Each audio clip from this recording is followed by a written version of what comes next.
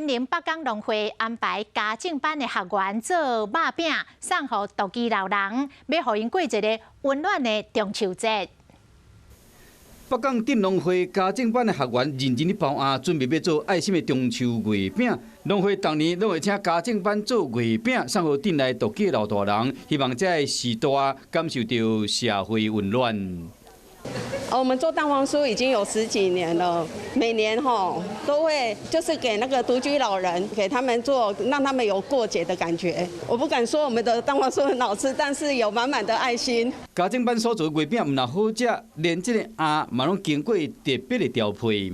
除了爱心以外，还用了这个料，里面的料都是养生的，就是少糖然后比较低油。今年华山基金会北港站嘛甲农会合作，要将这爱心的月饼送予独居的时代，互因过一个快乐的中秋节。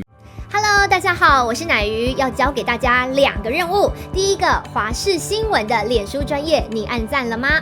还有华视新闻的 YouTube 频道，赶紧订阅起来，还要记得按赞，开启小铃铛哦。